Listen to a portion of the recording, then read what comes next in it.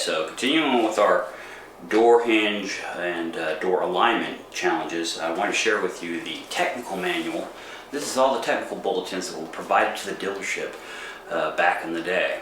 Okay, so specifically to the 105 series, I'm going to flip to a bulletin that came out on the 29th of July 1969. And it was talking about excessive play or warping the door pins causes by straining, even by hand only, on the alignment of the doors. The remedy is align the doors, act exclusively on adjusting of the hinges by regulating their position on the labio. Now, labio. We have to go to our Alfa Romeo dictionary. There was actually an Alfa Romeo translation book. Labio. Labio means handle or control. So what they're saying is as soon as the hinges aren't worn out, you would merely do all your adjustments at the hinges to make sure that they meet the labio exactly right. Okay, after that, any fine tuning would be on the actual levers themselves, and we'll get into that in a minute. But for now, we're still focusing on the hinges, and what we're really showing here is even back as early as 1969, they knew they had a problem with the early style hinges. Okay, so continuing with our theme on door alignment and hinge fitment, we're going to show you a few tricks of the trade. The earlier cars had a different kind of hinge than the later cars. We're going to share with you what those things were, but for now, John's going to take over and show you what we do on the earlier style hinges. So we've got the earlier style hinge here that's obviously worn out and loose. They had nylon bushings in here, and over time they disappear, and that's what gives you your loose hinge. Top hinge is the first one to go. Shortly after that, you're going to lose your bottom hinge. Same nylon bushings, same problem. We've also got our check straps here. This is the replacement, and they're a vulcanized rubber. Now, over time, again, with your hinge, the vulcanized rubber is going to deteriorate with the heat and also just time in general, and you're going to be left with your metal frame here. Your door is not going to stay in the open position when that occurs. Also, these rollers, which are inside the door, you can't see them, that's what causes the stops. These deteriorate as well, they're just plastic, so you'll lose that over time as well. You can buy replacements for those, they're readily available.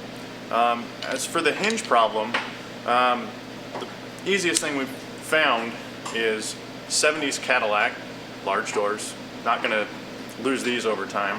These are the hinge pins, and then we switch to a brass impregnated bushing. These don't deteriorate like the nylon ones will, and it's going to make the hinges last a really long time. Now, what is some of the problems that you run into when this breaks away, John? Well, basically what you're going to see is you're going to open your door, and it's going to come up and smack you in the butt. And does it also come up to the fender and potentially crease the door? That's also a problem. You'll see a crease line right there on your body line where it contacts the fender. Fantastic. Okay, so now we're going to talk about, other than having to rebuild these, there is one other option out there for you, and it's going to be something, we call it a shop secret. Top secret. Shop secret is if you can get your hands on the later series GT door hinge, just the uppers. Lowers you can rebuild and move along, but the uppers from the 70 series cars, these are like gold. They're very hard to get our hands on sometimes, and by me telling you about it, it's going to be even harder for me to find them. But effectively what they did in the 70s is they changed the limit strap system to a steel band that's horizontal instead of vertical. Okay, so the way this system works is it's all incorporated inside this box. There's a spring loads that almost never wear out. Also, the hinge and bushing, how we have the brass impregnated bushings here, they have the same thing already in those door hinges. I've never seen 70s door hinges go bad. These are really something else. I think part of the reason why these probably went into place is because, at least on the American cars, they have the steel reinforcement beams inside the doors, and these plastic inserts most certainly were not going to stand up to the additional weight, because that steel insert on those doors you're talking about an additional 30 plus pounds per door. So obviously the hinge system needed to change. Also, theoretically, it could have been that by then they already had enough of these at fault, so they needed to improve them. What came first, chicken or the egg? I don't know. But the thing of it is if you get your hands on these, they're not going to be sloppy, most likely. When you do see them online on auction sites, they tend to go for, you know, about 60, 70 bucks, and it's well worth it when you think about the labor it's going to take for you to rebuild these. So again, if you get your hands on these first, go for it. Now, I advise you to know one thing: these are different, as that the alignments of the holes for the limiting strap is a little different. So you're gonna have to modify your door pocket just a little bit. It's not a mad science. It's pretty easy to do. But again, that little extra effort. All right, so we're gonna get started with building our hinges. But there's one thing I wanted to point out. Usually when the plastic inserts break away from the actual hinge, the next thing that happens is the hinge starts to bend, and I'll show you what I mean. This has never bent. So using that, you can see if we keep, yeah, it's better. If we carry this line over, you can see how distorted the actual hinge is, okay? So what we're gonna have to do is, once we separate the hinge from the pin, this piece is going to have to be straightened back out, because if you don't do this, once you rebuild the hinge and pin system, you're going to put the door on, you're going to have an alignment from front to rear issue that you're going to have to compensate for, because basically when this is mounted to the actual A-pillar, it's already bent leading back towards the rear of the car. So it's just one of those things you have to think about. When you separate your hinge system, make sure that these two items, when separated, are perfectly squared, meaning flush.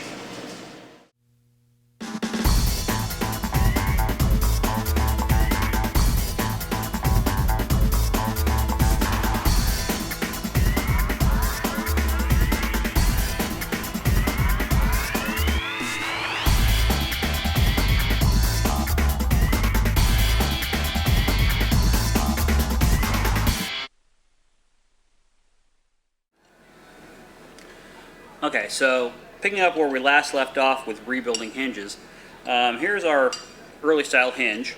This would have been on your preluder. Preluder, new word. Preluder.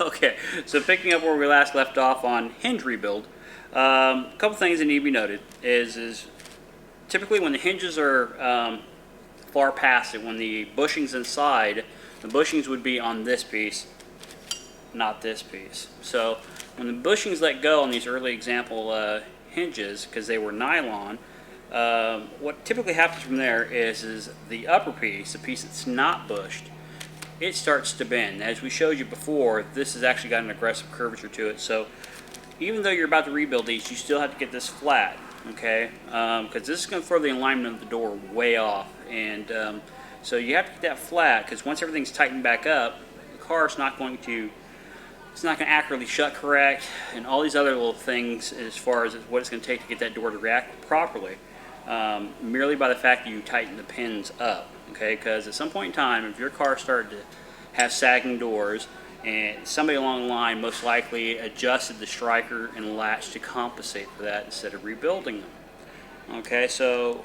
as we had said before, as John said in a video previously, what we use is Cadillac. This is early 70s Cadillac hinge pins, because we can still buy those. They're stainless steel. They're really heavy duty though, as compared to our original. Now this button top we'll shave off, but effectively everything else is about the same, okay? The difference is this is quite stout. And then we'll put oil impregnated brass bushings in instead of the original plastic. The 2-liter cars had something very similar to this in them. That's why those hinges rarely go bad. But something I wanted to go back to. When you pull these apart and the pins in there, almost all the pins tend to still be in perfectly good shape. The problem is we can't find brass or oil impregnated brass bushings to compensate for those. So that's why we upgrade to a much heavier duty pin system. But the thing of it is when that nylon broke away and this got bent, okay, it was time to rebuild at that point, okay? And if you can't find the 2-liter style, this is your best option. The thing of it is, though, is there's a lot of effort that goes into rebuilding these. It's not necessarily practical, but it's effectively about our only choice when we can't find 74 style pins, or as we call them, 74 style pins. So now that we're at that point, what we're going to have to do is we're going to have to bore out, and this has to be a perfectly square drill, okay? We have to bore out the shaft so these will fit, okay? Now once those are pressed in, they won't fit this so easily. The gap between here and here will be too tight. So you never ever want to file or cut on the brass bushing, okay? Because the minute you cut it away, it releases that oil impregnation and these start to wear out. So you don't want to do that. So what you're going to end up doing is we're going to square up on these with a file, and we're just going to mill it because these are aluminum. They're going to cut real quick. All right. So once we get the clearance we need from filing this and this, which won't be much, you know, then they'll be fine, ready to press back together. The one other thing I want to make sure you're aware of if you're doing this yourself is that one side of this is fluted, the other side is tapered and smooth.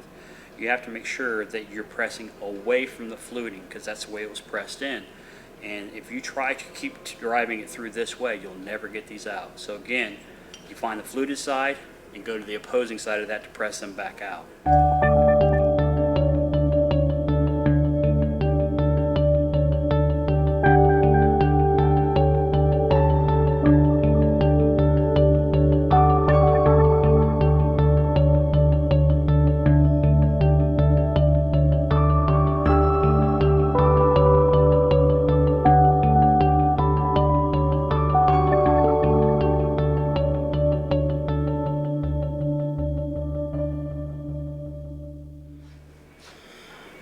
All right, so we went ahead and drilled and pressed in our new brass bushings, and so now what we need to do is cut the top of our new stainless steel pin, and we also need to create a little bit of clearance. And like I said before, you don't want to file on the brass, you want to file on the aluminum block just enough to get that squared up in clearance.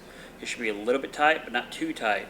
And the reason you have to make sure that the filing action on this is really squared up is because if it isn't, if it's tapered, when you go to push this in there because you want it a little tight, you're going to end up breaking one of these tabs right off because this is pretty soft aluminum. So next what we're going to do is we're going to file this away, create our clearance, and then we're ready to drill this piece for our new bushing, or our new pin, excuse me.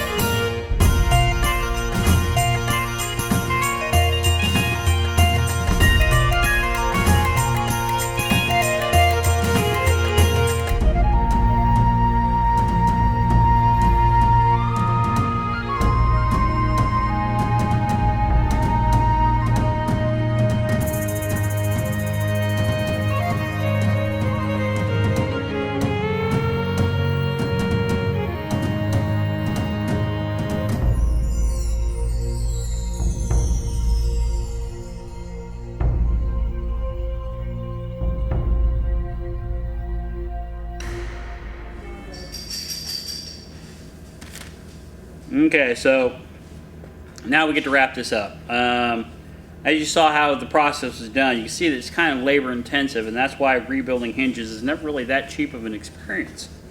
But now that we have our brass impregnated bushings and our stainless steel hinge pin, obviously a Cadillac door outweighs a GTV door probably 5 to 1. So the probabilities of this ever being stressed out again are next to nil. No slop whatsoever. You can't even get this thing to budge.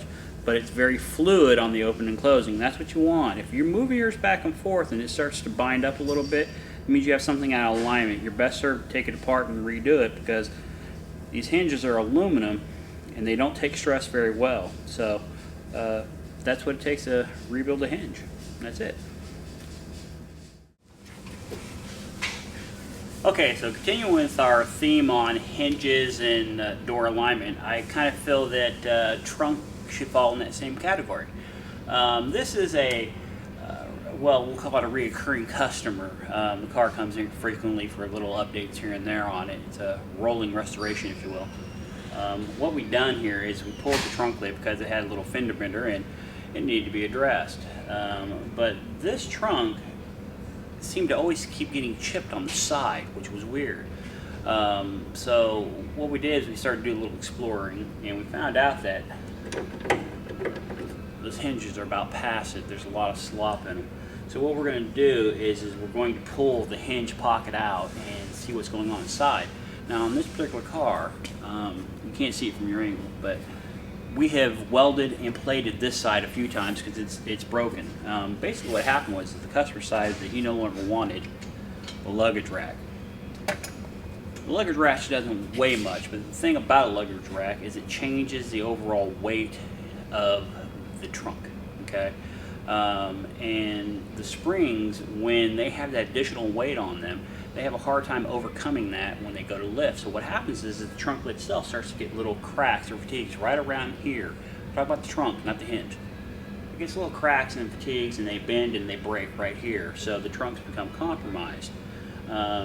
So, you know, looking at everything once it's all said and done, we realized that there are things we can improve. So we TIG welded the actual trunk lid after pulling the dent squared up. We TIG welded them, reinforced them. They're invisible. You can't see that we've done anything. It looks great. But now we need to address why the hood, or I should say the trunk lid, kept getting chips on the side. And that's when we determined, okay, well, here's the problem. These have a lot of movement from left to right. So when you start up the car, or if the car hits a bump, that trunk lid's going to shift quite a bit. So we're going to pull apart the hinge pocket and see what's going on inside there. And we'll see what we find. Here's a little tech tip for you. The spring rods are under a tremendous amount of load. You don't want to get in there with your hands because if they get trapped, you're going to minimum break a finger, if not lose the finger.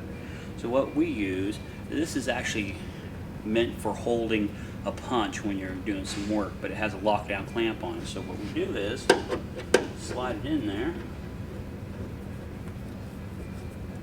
lock it down, pull it out. That way you can take all the tension off that spring. Okay, when it rains it pours, this is the hinge for the spider, and I'm pretty sure that a good portion of the spiders out there have this problem, and that's where you just have tons of slop in there. This is blind riveted. If I were to just take a hammer and smash that, what I'm going to do is I'm going to thin wall that metal and it's going to break, so we don't want to do that. So we have to create a blind rivet punch, if you will. So I took an old air chisel bit, put it on the lathe here, hollowed it out a little bit so it matches the rivet blind, and then we're going to put it on impact and we're going to pop this to kind of tighten it up a little bit without thinning it out. This is the little things you end up doing to set something right in the car. It could be somewhat of a hassle, it could be labor intensive, but effectively it's got to be done. All right.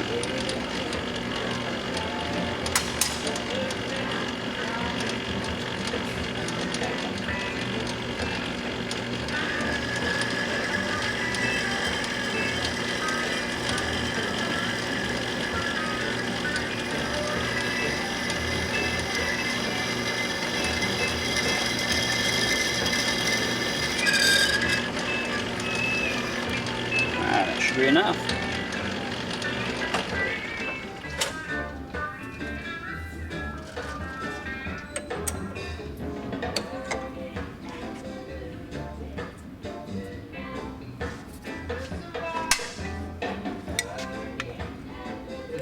That is a pretty good match right there. If you look right there, you can see that has basically all the characteristics cut into it that this does. So now when these two are striked together, this won't get thinned out, this won't get sloppy and or break, but I should theoretically tension this up some. Now the reality of it is it's not so much the pin that's the problem. It's that the years of opening and closing, the inner blanking is going to be egg-shaped. We want to bust all this apart and end up changing this out with some hardware because this is pretty special device, and me being able to find one of these is probably next to impossible. So we're going to do the next best thing. We're just going to tighten them up and see if that doesn't, fix it. If it does fix it, great. If it doesn't fix it, then at that point we'll probably tear all this apart, weld this up, re-drill it. It's a lot of work for the sake of a loose, trunk lid.